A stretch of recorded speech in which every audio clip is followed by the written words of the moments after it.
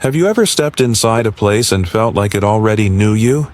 Like the walls were whispering secrets you never told? Real estate hotshot Greg Talon thought he was touring just another creepy mansion. But this house didn't want a buyer. It wanted him. The rooms bled memories he didn't know he had, and every creaking floorboard echoed his name. He swore he'd never been there until the axe in the kitchen felt like it belonged in his hand. This isn't a haunted house story. It's a story about coming home to the horror you built yourself. They say houses remember. Creaking floors, cold spots, shifting shadows. You chalk it up to old wood and bad insulation. But sometimes, it's something else. This story follows Greg Talon, a flashy, cocky real estate agent who makes a living flipping homes no one else will touch. Ghosts, gory pasts, urban legends, you name it, Greg's sold it. He thinks he's seen it all. But then he gets assigned a commission on a crumbling mansion at the edge of Grayson Hollow.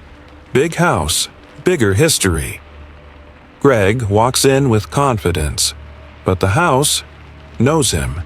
It calls his name, literally, whispers through the walls, faces in the wallpaper, memories of blood-stained tools and screams behind locked doors. The weird part, Greg's never been there before, or at least that's what he believes. As the days pass, the house pulls him deeper into its rotting halls. Each room gives him visions of past horrors, visions that feel too real and too familiar. There's no way to explain it, no way to fight it, because this house isn't haunted in the usual sense. It's possessive. It doesn't just trap spirits, it recycles them. And Greg, he's not the first. But if the house gets what it wants, he might just be the last. Story number 1.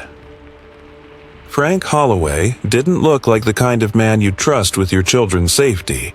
Not anymore, at least.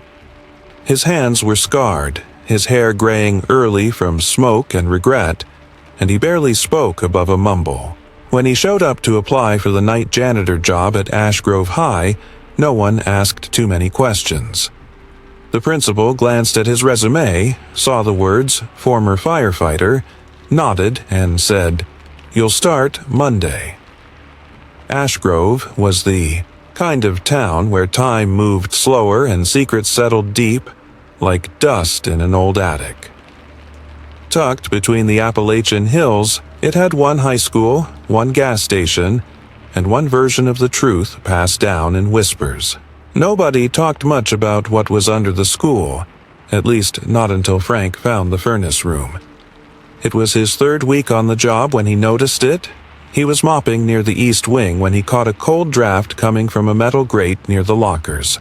It didn't belong there. No vent on the map, no warm air coming through, just an icy breath that raised the hairs on his neck. Then he heard it, faint at first. Whispers.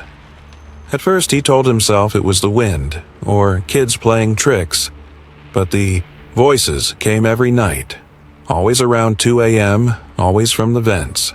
"Please, let us out." Cold. It's still cold. "Are you still here, Mr. H?" That last one stopped Frank cold. Mr. H. That's what the voices kept calling him, over and over, like they knew him. Frank followed the air ducts.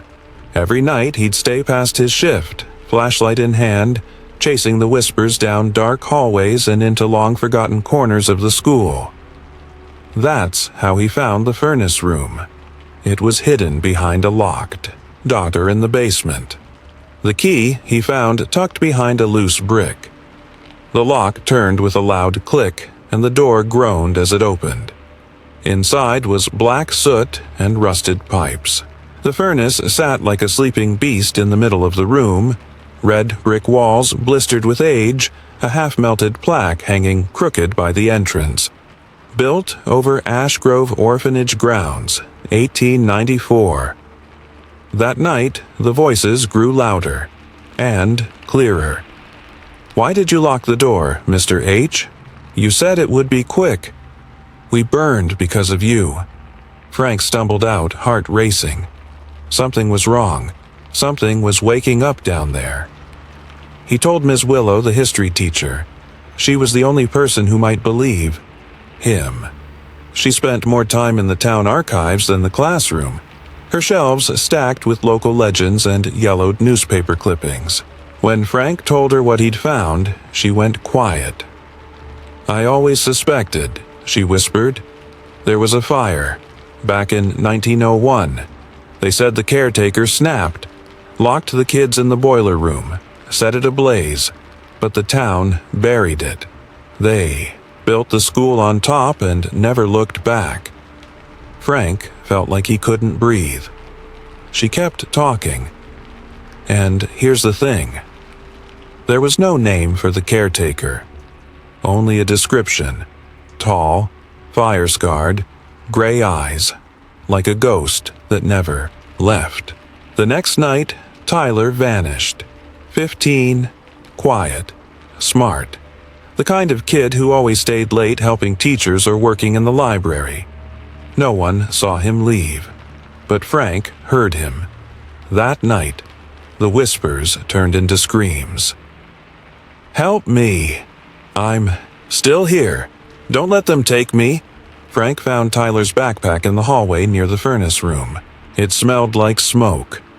The school went on lockdown. Police searched the grounds, but the furnace room stayed hidden. Frank stopped sleeping. Every night the whispers got worse. The children were calling him by name now, not Mr. H. Franklin Holloway. And with each night, memories began to creep into Frank's mind. But they weren't his. At least not from this life. He began to see things. Visions in the soot-stained walls. A ring of children, eyes full of fear. His own hands locking the furnace door, smiling, promising it was just a game. He saw himself strike the match. Ms. Willow pieced it together before he did. You're him, she said, her voice cracking. You're the one who did it, in another life. Frank shook his head, but the voices agreed with her. You locked us in. You watched us burn. You came back, and now you owe us. But it wasn't just guilt. Something deeper had followed him through time. He felt it in his bones. A curse that wrapped around his soul like smoke, and now the children wanted him to pay. But they didn't just want him. They wanted more. Frank learned that Tyler wasn't taken. He was given. His parents, desperate, superstitious, had offered him as a sacrifice. They knew the stories, and they believed giving the spirits a soul might keep the others safe. That's when Frank made his choice. He returned to the furnace room one last time. He brought fuel, matches, and a recording of the children's voices pulled from an old tape player left behind in Lost and Found. He stood in the center of the room, whispers swirling around him like a windstorm. Let them go, he said. Take me, just me. Then he struck the match. They say the fire was contained to the furnace room. No one else was hurt. The school board blamed it on faulty wiring. Frank's body was never found, just ash and a scorched janitor's badge. Well, things were quiet. No more missing kids. No more screams. But the whispers, they never stopped. Late at night, if you walk past the east wing and press your ear to the vent, you might hear a voice. Not a child, but a man, saying, I'm sorry, I'm so sorry. I didn't mean to. And the children still whisper back, Too late, Mr. H. It's too late. Story number 2. The day they moved into the old house, it rained like the sky was angry. Ellie Monroe stared through the cracked car window, her phone dead in her lap, her shoes wet, and her mood even worse. "This place smells like ghosts," Mia said, wrinkling her nose as she stepped inside. She was only 8, but sometimes she said things that made Ellie pause. Their dad, Robert, was already stomping through the dusty hallway, muttering to himself about leaky gutters and bad wiring. He called it a fixer-upper. Ellie called it doomed. The house sat at the edge of town, alone and hulking, like a shadow that never moved. 3 stories tall, all chipped paint and overgrown ivy with windows like dark eyes watching. It had belonged to some great aunt nobody remembered until she died, leaving them the deed and a whole attic full of junk. That's where they found the mirror. It was behind a tarp, half buried in cobwebs. Almost 7 feet tall, framed and carved, black wood that looked scorched. When Ellie pulled the tarp off, the glass didn't show their reflections. Not exactly. It showed the attic empty. Then, slowly, a figure walked through it. Mia. But Mia was standing right next to Ellie. "Whoa," Ellie whispered. A moment later, real-life Mia ran across the attic floor to chase a moth, exactly like the mirror had shown. Robert brushed it off. "Probably a trick of the light," he said, then told them to stay out of the attic. Of course they didn't. Ellie was obsessed with paranormal stuff. Ghost hunting videos, urban legends, haunted places. She had a whole channel with barely 200 followers. But this was real. For a week, she tested the mirror. It showed things a few seconds, sometimes minutes before they happened. A dropped glass in the kitchen, a knock at the door, rain starting in the backyard. It was like a window into the future. She started recording it with her phone. "Mirror predicts future. Proof." She titled the video. The views were okay, but the mirror, it got weird. One night, Ellie saw herself in the glass, alone, lying on her bed. Then the image shifted. Something crept into the frame. A tall woman, bone-thin, her head tilted at an unnatural angle, hair dragging along the floor. Her hands gripped the edge of the bed. Her face, empty, like someone had erased it. Ellie spun around. Her bedroom was empty. When she looked back, the woman in the mirror was smiling. Mia started talking to the mirror. "Her name's Liddy," she said over breakfast one morning. "She used to live here." Robert dropped his coffee mug. "How do you know that name?" he asked sharply. "You've never been told that name." Mia just shrugged. Robert got jumpier after that. He started locking the attic door, carrying his old pistol around, muttering to himself. He said it was the house, said it was getting inside his head. Then one night, Ellie saw something new in the mirror. Not just moments before they happened, but a death. She saw Robert fall down the stairs.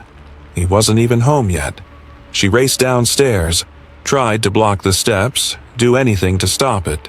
But when Robert came through the door, she begged him not to use the stairs. He pushed past her, calling her crazy. He made it halfway up. Then something grabbed his leg. He tumbled backward. Neck snapped like a twig. The mirror had shown it, and it had wanted it. Ellie didn't sleep for days after that. She tried to smash the mirror. Nothing worked. Hammers bounced off like rubber. Fire didn't scratch it. The glass was alive, watching, waiting.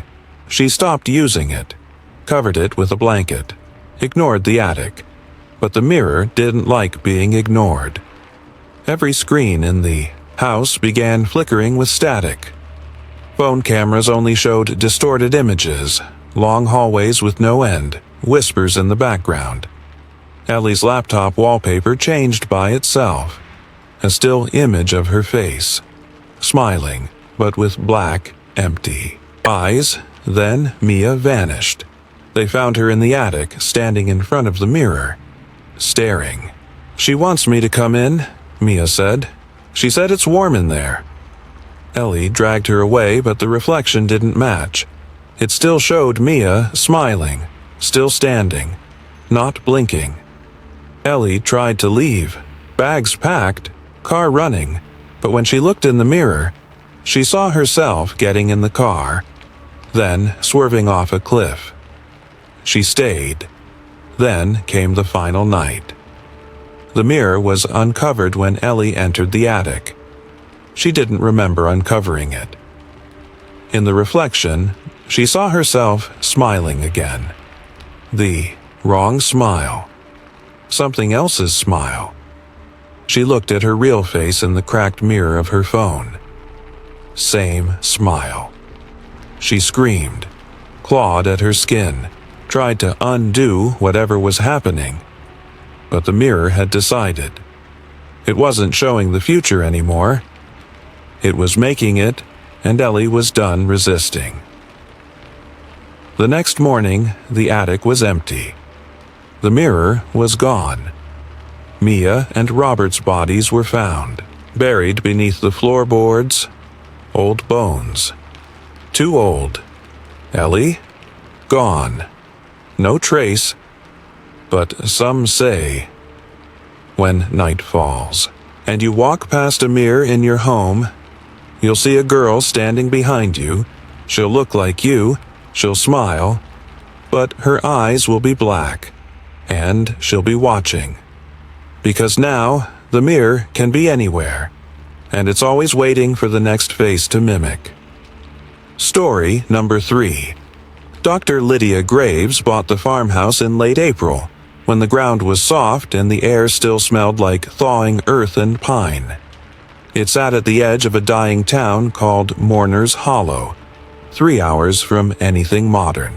The house was old, quiet, with weather-beaten shutters and a porch that sagged in the middle like an exhausted spine. But the land was a dream. The soil was black as night, rich, alive. Lydia was a botanist, PhD from Cornell, papers published, grant money lined up for something big. She wanted to build a greenhouse away from the city, somewhere the noise couldn't follow. The farmhouse had 5 acres of untouched earth, no chemicals, no runoff, just soil that looked like it had been waiting for her. And maybe it had. She planted her first test crops the next morning. Tomatoes, herbs, lavender, and a few experimental seeds she'd engineered herself. Plants that took weeks to root in labs broke the surface by nightfall. By the second day, they had buds. By the 5th, blossoms. She smiled to herself as she snapped photos for her report. "This place is a miracle," she whispered, but the soil wasn't quiet anymore. When she pressed her hand into it, she felt a low hum, like the earth was breathing, and if she leaned in close, the leaves of her tallest vine trembled, not from wind, but from whispers. It sounded like her name. Daryl, the town historian, came to visit after hearing someone bought the Blackacre. "You bought that place?" he asked, half laughing, half horrified. "You a ghost hunter or just unlucky?" Lydia smiled politely. "I'm a scientist." Daryl didn't smile back. "That soil's cursed. You know that, right?" She didn't. He told her the land once belonged to a cult, the Rooted Light. They worshipped the soil, fed it. In the early 1800s, they vanished. Every last one of them. A mass disappearance never solved. Locals believed they buried themselves alive to join the harvest. Lydia brushed it off as folklore. Then her plants started to bleed. It began with the sunflowers, bright, tall, gold as fire, but one morning she found red droplets on their petals. She touched one, sticky, warm. Then came the black rose bush. She hadn't planted roses, but there it was, thick thorns, deep crimson petals, and in the center, something white, a tooth, human, still with a root. She dug into the dirt where the bush had grown. 5 inches down, her trowel hit something soft and wet. A hand. She fell back screaming, but when she looked again, there was nothing. Just perfect, dark soil, and her plants were taller. She called her grandmother, Nana Joe, the only family she had left. The woman was mostly gone now, memories slipping through her fingers like old thread. But when Lydia described the land, the plants, and the name of the cult, her grandmother grew quiet. Then she whispered, "You went back. I told them you wouldn't remember, but I knew." "What are you talking about, Nana?" "They made me do it, Lydia. The others. They said the blood keeps the soil strong. That's why I left. That's why I hid you." Lydia's hands were shaking. "Nana, you were in the cult? I was the last one who got out," she said. "The land remembers, and now that you're back, so will you." Lydia stopped sleeping. She heard footsteps in the hall when she was alone. The vines scratched the windows at night from the inside. Her own greenhouse turned against her. Petals opened with mouths inside. Stems slithered across the floor. Then she started remembering things she'd never lived. Waking up in a circle of people, holding hands, blood soaking into the soil, chanting in a language she'd never spoken before. Faces, hers among them. You were there. Something whispered from the roots. You left. Now you return. The soil wanted her. She bled from her palms every time she touched it. Her tears watered the orchids that bloomed with veins instead of stems. And in her dreams, the earth swallowed her whole. She tried to leave once, packed her bags, got in the car, but the road twisted back to the farmhouse no matter which direction. She turned. The GPS spun wildly. Birds followed her. Her own reflection in the rearview smiled when she wasn't. Daryl stopped returning her calls. Nana Joe died 2 weeks later. Her last words were, "Don't feed it again." But Lydia already had. Her diary entries grew erratic. The plants talk louder now. They know my name. I think the soil knows. I'm guilty, but I don't remember why. The roses want more. I'm running out of fingers. Maybe the cult never ended. Maybe we just forgot. Then the entries stopped mid-sentence. It's blooming again. I think if I lie down in the roots, they'll show me. Years later, a group of hikers found the greenhouse hidden behind a wall of overgrowth. The house had long collapsed, but the glass structure stood tall, intact, flourishing. Inside, plants never seen before grew with impossible beauty, colors that didn't exist in nature. Some vines moved without wind. A flower turned to watch as the hikers passed. In the center sat a journal, pages half soaked with red. They took photos, samples, but they didn't take the soil. They say you can still feel it breathing. If you press your ear to the ground, and if you whisper your name into the roots, they'll whisper it back. Story number 4. Sam Torres wasn't what you'd call a people person. He lived alone above his late uncle's auto shop, collected vintage radios like some folks collected baseball cards, and talked more to the static between frequencies than to any living soul. His voice was gravelly from too many sleepless nights, and his eyes had that flicker people get when they've stared too long into things they shouldn't. He liked the quiet of midnight, the buzz of wires, the thrill of catching voices from across the world on his ham radio. Sometimes he'd eavesdrop on pilots or fishermen out at sea. Once he even picked up Russian chatter, at least he thought it was Russian. But what he found at 2:37 a.m. on a cold Thursday in October wasn't from this world. The end is already here. That's all the voice said, over and over. Male, calm, almost hypnotic. The message looped for 23 seconds, then the static returned. Sam leaned in, heart thudding. He checked the frequency. 17.47 megahertz. Nothing should have been broadcasting there. It was a dead band. But there it was. The end is already here. He recorded it, played it back, over and over. The second time he noticed something he hadn't before. Under the voice, like a whisper under the floorboards. They buried the sky. The next night the broadcast returned. Same time, same voice. But the message had changed slightly. The end is already here. Sam, you know it.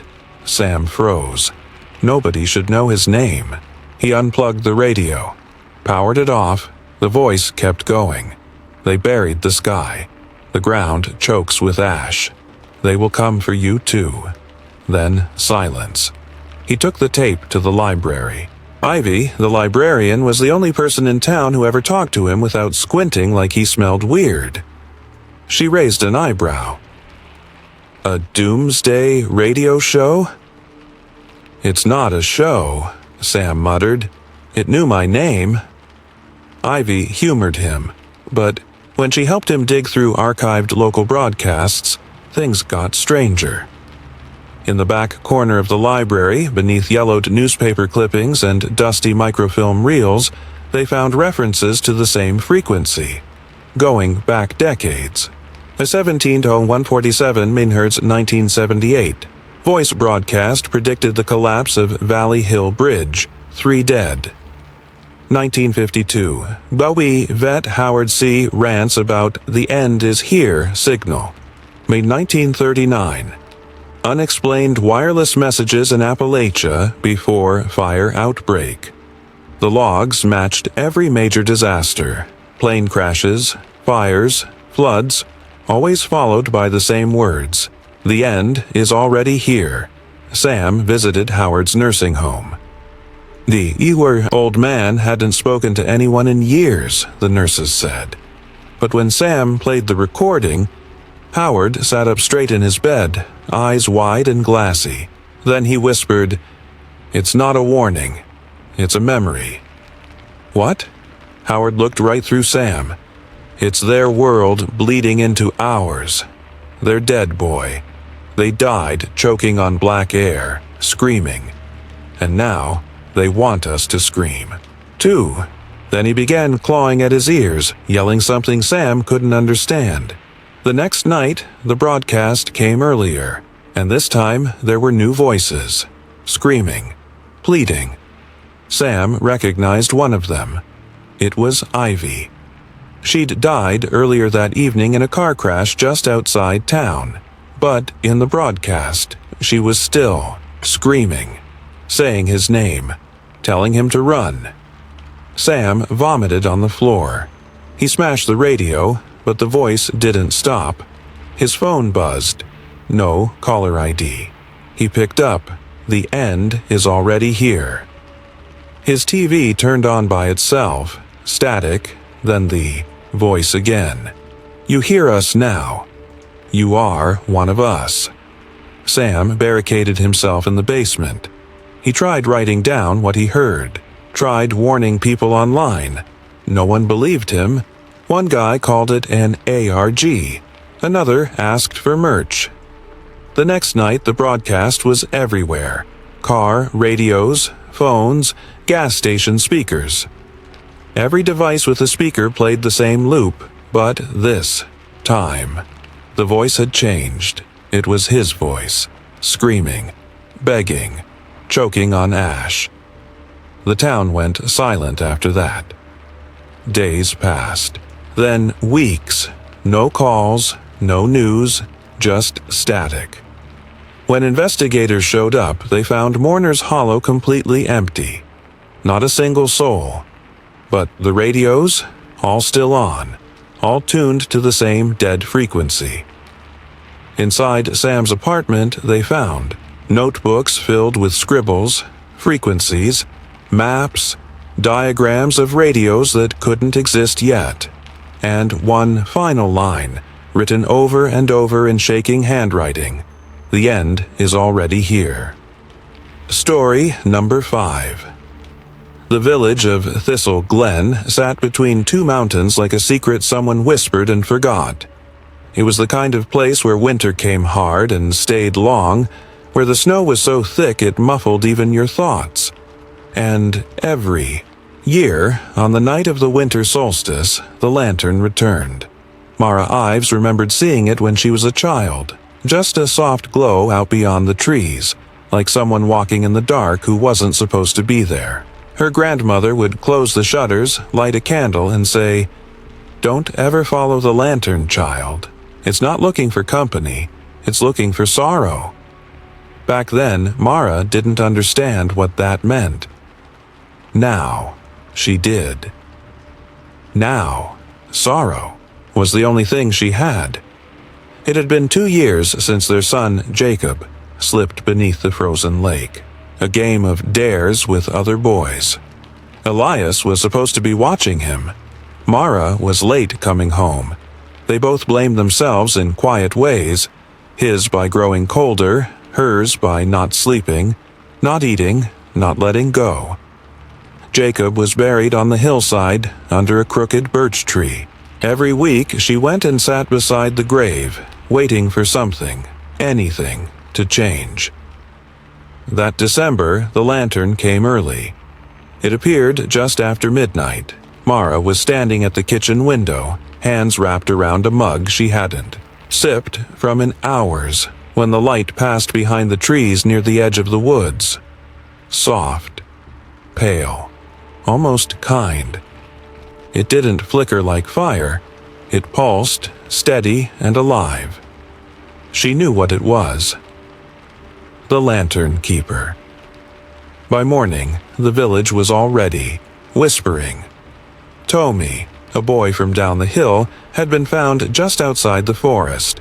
His coat was torn, his feet bare, his face blank. They said he'd gone out after seeing the light. He wouldn't speak, not even to his mother. But he drew. Pages and pages of dark shapes, crooked trees, and one image over and over, a woman holding a lantern. Her face hidden by long hair. Her body thin, like bone, wrapped in smoke.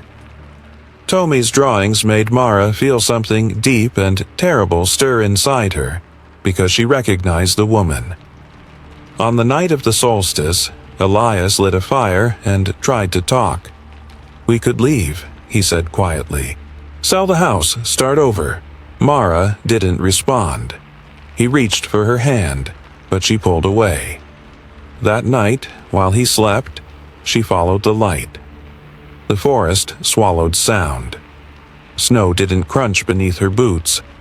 Wind didn't howl. Her own breath didn't fog in the air.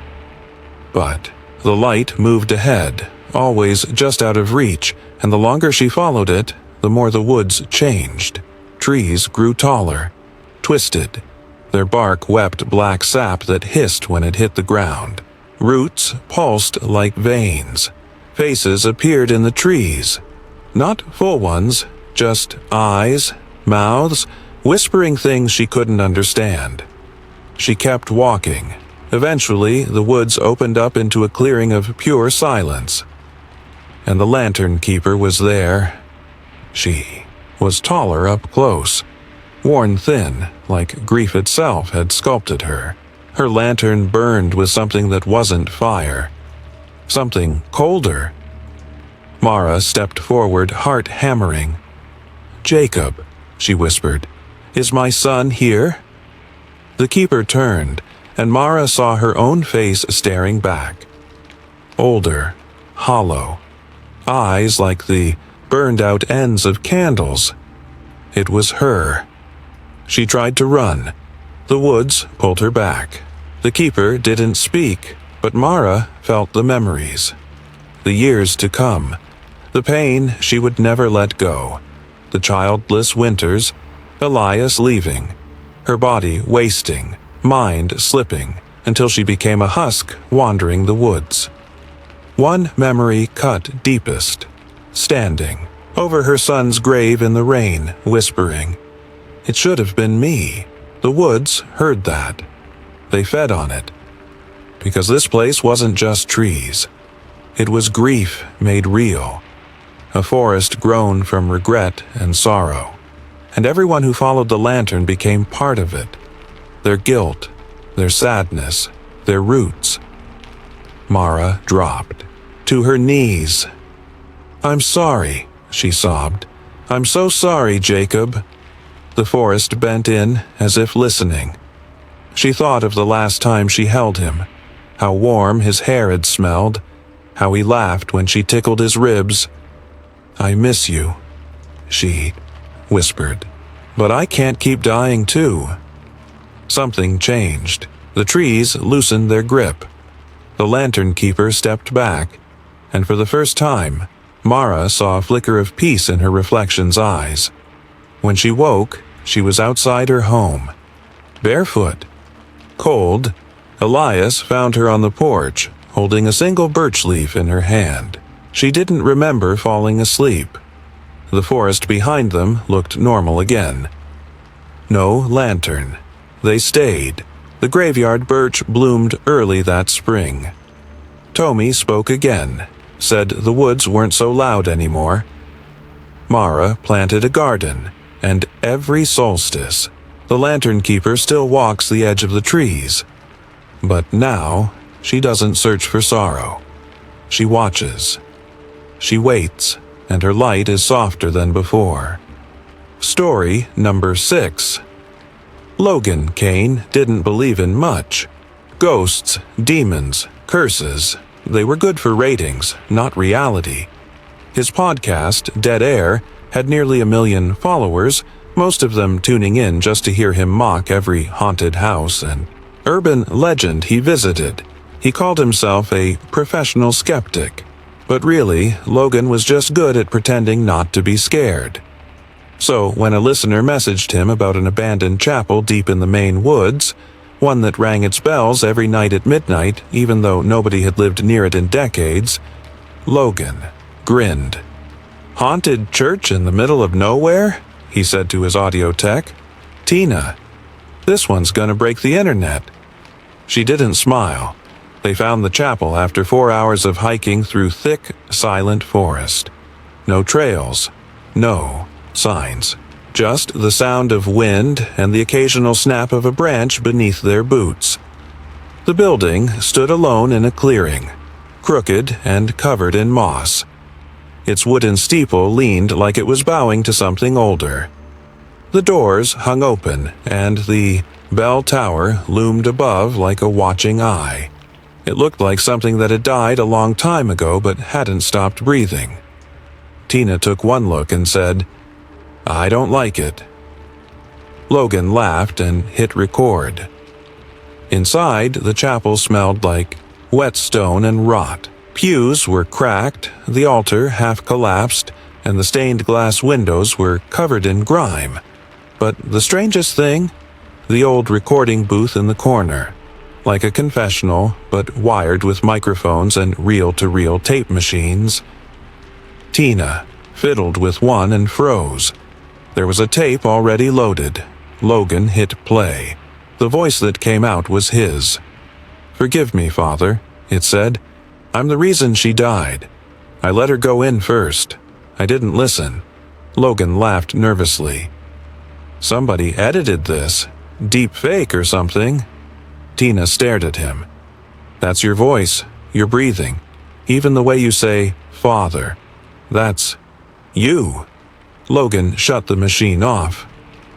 That night they camped nearby to record the bell. It rang at exactly midnight. 1 chime. 2. 3. 12 in total. Slow, heavy, hollow, each one seemed to echo longer than the last. Tina went to get a second, Mike from the chapel. She didn't come back. Logan searched the building, screamed her name. No sign of struggle, no blood, no broken branches. It was like the woods had swallowed her whole. He found something else, though. A new tape in the recorder.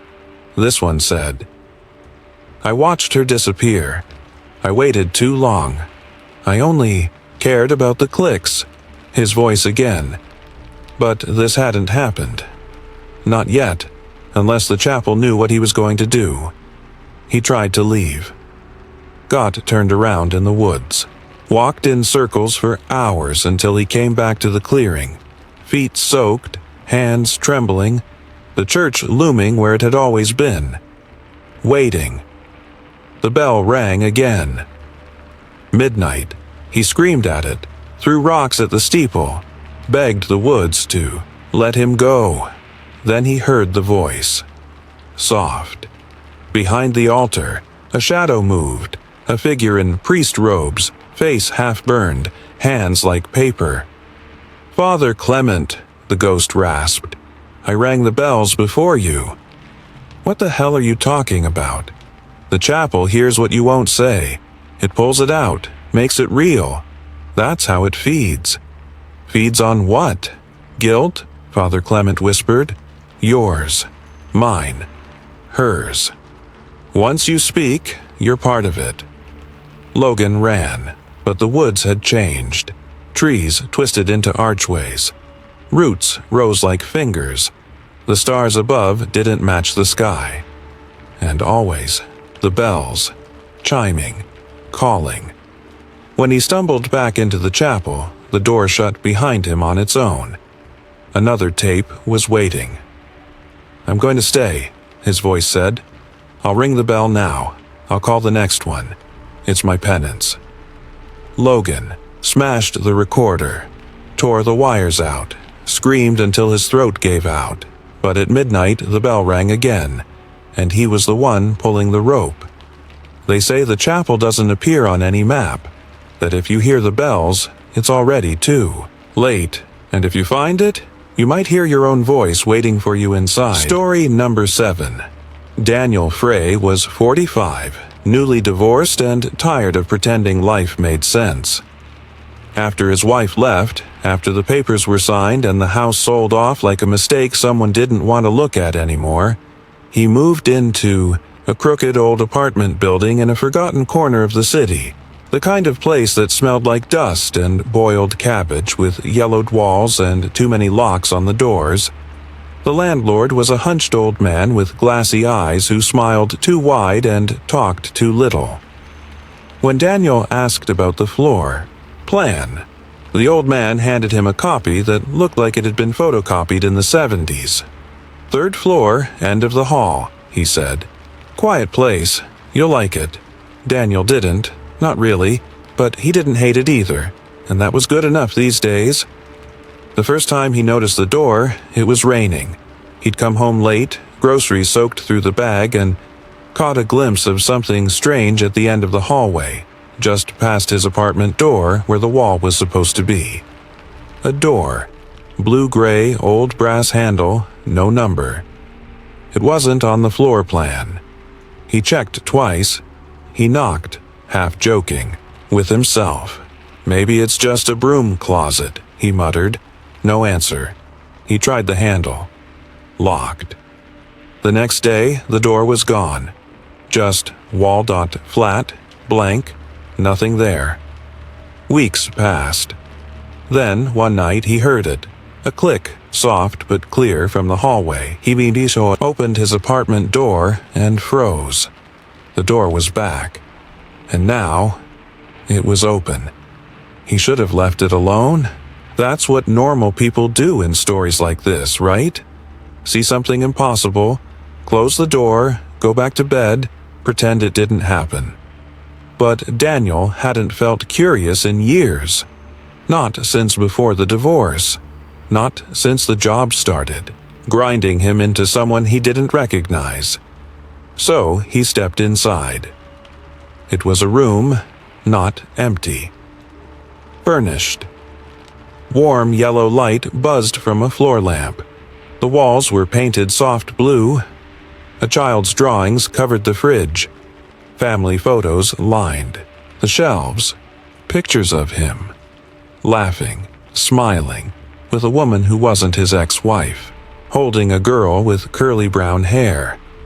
There was a photo labeled Ava, age 6. His chest tightened.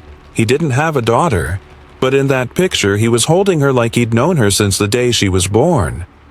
He backed out, closed the door, stared at it for a long time, then knocked again. No answer. The next morning, it was gone. That night, his phone wallpaper had changed.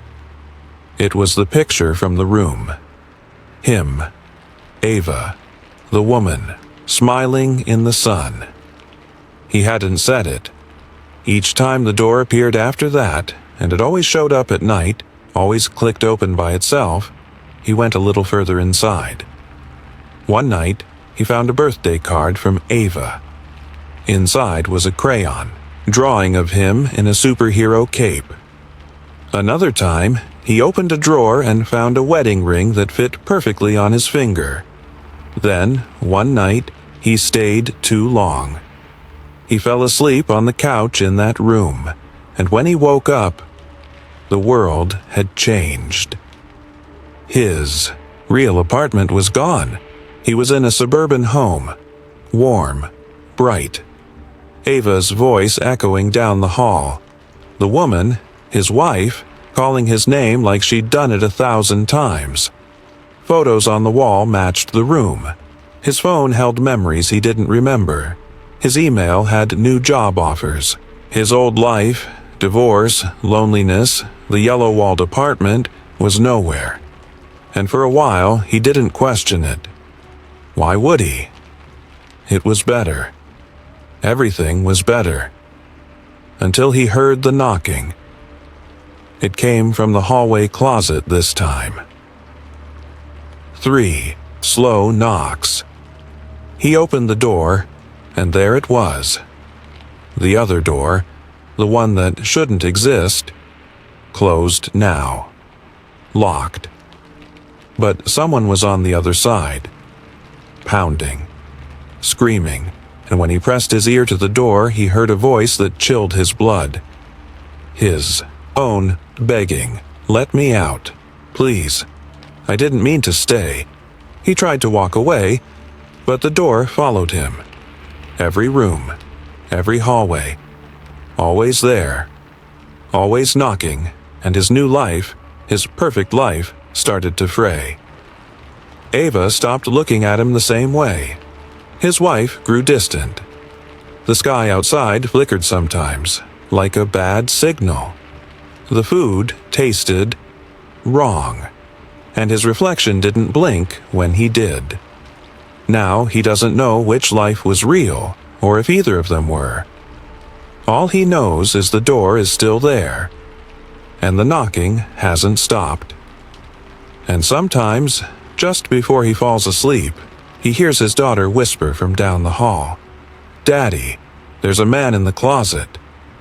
Story number 8. This is Johnny Knight, bringing you slow jams and shadowed souls, only on WZNT 103.3, the pulse of the night. That's how he always started his shift. Same smooth, raspy voice. Same old microphone with the duct-taped bass. Johnny had been on the air since cassette decks were cutting edge. Now, at 61, he was mostly a voice in the dark for truckers, insomniacs, and the lonely. The station sat alone on a hill just outside town. Built like a bunker, surrounded by trees, radio tower flashing like a slow heartbeat. Inside, it always smelled like old coffee and warm plastic. Johnny liked it that way. Quiet. Predictable. Until the night Reggie called. It was a slow Thursday, just past 3 a.m., the time of night when everything feels slightly tilted. Rachel, his young producer, was half asleep behind the glass, headphones hanging around her neck. The phone line crackled. "Line 2, Johnny hit the switch. You're on with Johnny Knight. What'll it be?" The voice that came through was strange, static heavy, raspy like it hadn't been used in a while. "Could you play Blue Skies by The Dreamers? For Marlene." She died today. Johnny frowned. That's a deep cut. What year's that even from? The caller didn't answer. Rachel looked up, puzzled. She typed something into her laptop, then gave Johnny a look. He shrugged and played the song. Later, he asked Rachel what the look was about. She said, Reggie Collins was a DJ here in the 70s. Died in a car crash. Blue Skies was his signature sign-off. Johnny didn't laugh. Not that night. The next few nights were full of odd calls, old names, older songs, people requesting tracks that hadn't aired in decades, ones even Johnny had forgotten. Then the accident started. A truck flipped over on Route 9 after someone called in requesting "Break On Through." A house fire broke out moments after "Burning Down the House" played on air, and every night at exactly 3:33 a.m., a song would start playing. One Johnny didn't cue up. No title, just eerie piano-heavy melody, then static, then a scream. Short, sharp, terrifying, always different. He tried deleting the file. It came back, unplugged the board, still played. Once, he unplugged everything. At 3:33, it still echoed through the studio speakers, like the air itself was broadcasting it. Rachel started doing research. She was young, skeptical, full of energy Johnny envied. She found blueprints of the station. Turned out WZNT was built in the early 60s, right over the ruins of Ash Pine Asylum, an institution that burned down in 1939. Dozens died. Some were never even identified. The town buried what was left on site and forgot about it. Until now, Johnny laughed it off on air. Maybe the ghosts just like good music, he said, half-hearted. But the laughter didn't stick. Not when the requests turned personal. Someone called in asking for "The Wedding Song," the track that played at Johnny's first dance with his ex-wife. Then, "Hush, Little Baby." He hadn't told anyone about his daughter, not in 20 years. He stopped sleeping, stopped eating, started seeing people outside the studio at night. Pale faces staring through the glass. No eyes, just dark. The scream at 3:33 got worse. One night, it was Rachel. The next day, she didn't show up. When he called her number, someone answered, a male voice. Calm. She's here now. Then the line went dead. The final night, Johnny showed up, drunk. He told himself he'd face it head on. Call the ghosts out, go live and burn the whole damn story down. He hit the mic. This is Johnny Knight, coming to you live from WZNT. Probably for the last time. He waited. At 3:33 a.m., the song began again, the piano, the static. And this time, the scream was his own. They never found his body. The next week, a new DJ took the night shift. Young guy, cocky voice, called himself DJ Blaze. He started the show with a wink. Let's light up the night. Rachel's old headphones still sat on the table. Dusty. And at 3:33 a.m., the piano started playing. The scream that followed sounded familiar. Story number 9. Olivia Brandt hadn't been on a plane in almost a decade. Being an ER nurse meant she was always too tired, too needed, or too broke for real vacations. But this time, she'd made it happen. Hawaii. Sun, sand, silence. The kind of place where you could forget how many people die under fluorescent lights. The flight was a red-eye. She liked that. Dark skies, dim cabin lights, and a chance to disappear into the hum of jet engines. Seat 11A. Window view. She could tune out the world and maybe sleep for the first time in weeks. But there was something off. From the moment she boarded, For one, the air felt wrong. Heavy, like the plane wasn't flying through the sky, but through something thicker. Almost like swimming. And then there was CN-12B. She noticed the man, or at least the shape, when she first buckled in. Middle seat, 1 row back. Not uncommon to see a middle-aged guy in a suit on a flight like this. Except no one seemed to remember him getting on. Not the boarding crew. Not the passengers around him. And the manifest? The flight attendant, Mel. Checked it twice. No one's booked in 12B, she said, frowning. But there he was. Silent. Motionless. Staring straight ahead. Hours passed. The flight hit turbulence. Bad turbulence. Then worse. The kind that rattles your teeth and makes you wonder if you'll hit the ground before you can scream. People screamed anyway. The seatbelt sign blinked, then glitched. The lights flickered. Still, 12B didn't move. No tray table, no drink, not even a blink. Olivia watched him over the seat back. She didn't know why. Maybe it was habit. She'd spent so long scanning faces for signs of trauma, of death, of something slipping beneath the surface. B didn't feel alive. He wasn't breathing, but she couldn't stop looking at him. Captain Dane came over the intercom. His voice was slurred. Not drunk, more like confused. Ladies and gentlemen, we'll be descending shortly. Local time is hard to say, folks. Just sit tight. Then static, then silence. Olivia hit the flight attendant call button. No one came.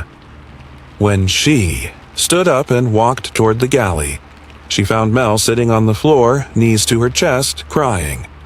"I saw my brother," she whispered. "Out there, in the clouds." Olivia didn't know what to say. Mel's brother had died 5 years ago. She wore his dog tags under her uniform. "I'm not crazy," Mel added.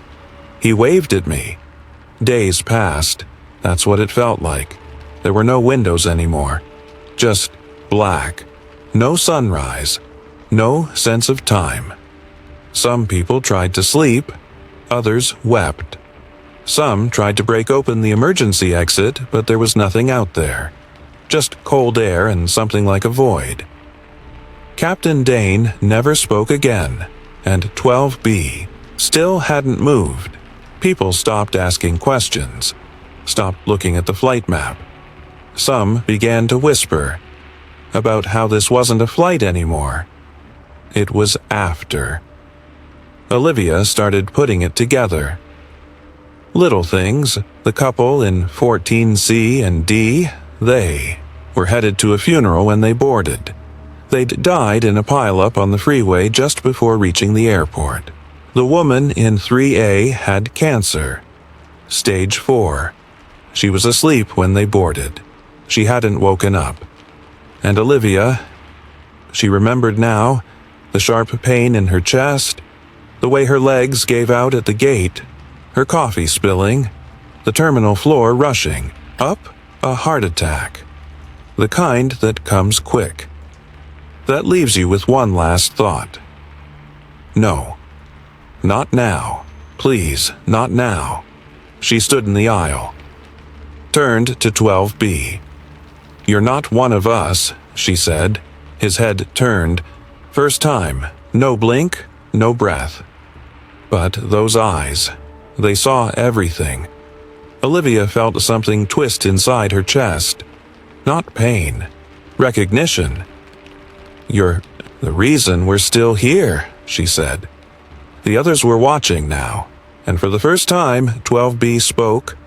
One word. Almost. The lights flickered. The plane groaned. A ripple ran through the cabin like reality stretching thin. Olivia saw her life flash.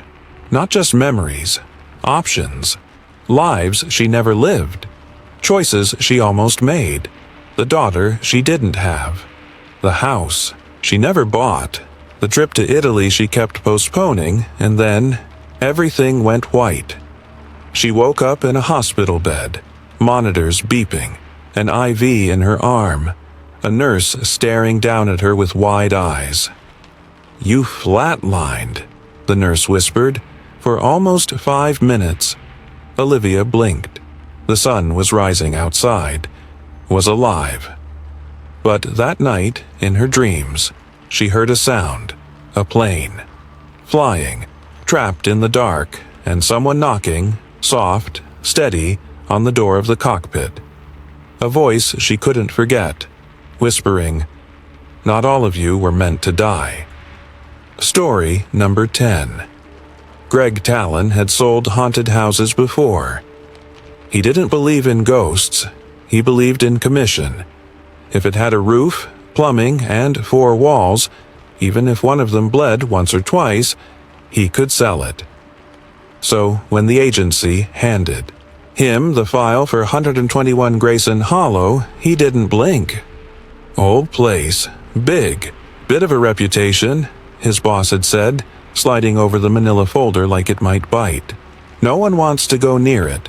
If you move this one, I'll bump your split." That's all Greg needed to hear. The house sat alone at the end of a long dirt road, surrounded by crooked trees that looked like they'd been trying to run away for decades.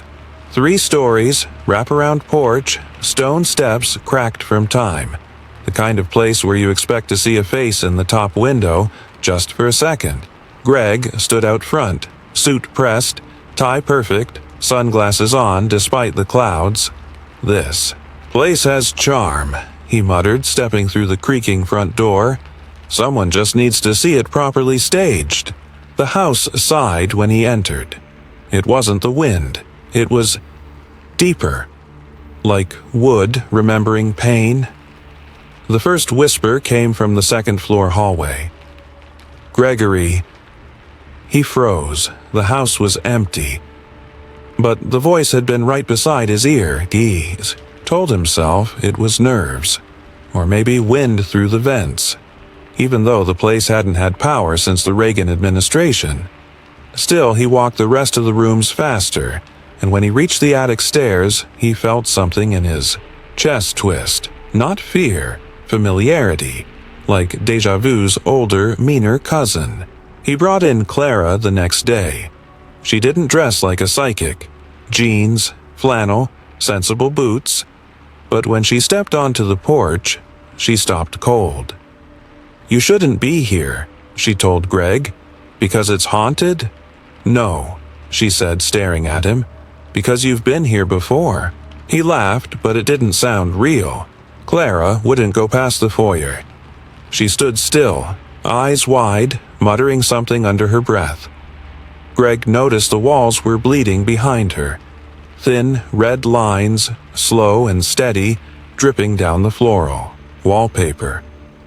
Clara left without another word. That night, Greg dreamed of fire and screams. A woman's voice crying out behind a locked door. The smell of blood in the carpet. His own hand swinging a hammer over and over. He woke up sweating, in his own bed, with mud on his shoes. He went back the next day, told himself he just needed to take some new pictures, adjust the lighting, something. But the house, it was waiting for him now. It greeted him with that sigh again, louder, almost a purr. "Gregory, come home." He walked through the hallways and saw flashes. Blood on the staircase, a woman dragging herself across the floor, children's toys stacked in the shape of a coffin. Each room he entered brought a new memory. Not visions. Memories. Devlin, the old neighbor, found him on the porch that afternoon. "You're back," the man said, voice shaking. "You knew me?" Greg asked. Devlin nodded. "I was a boy, but I remember. You built this place in 1872. Said it was for your family. Said it'd be a sanctuary. What happened? You killed them. One by one." Said the house told you to. Greg tried to laugh, but the sound didn't come. The next time he entered the house, it didn't pretend anymore. It welcomed him.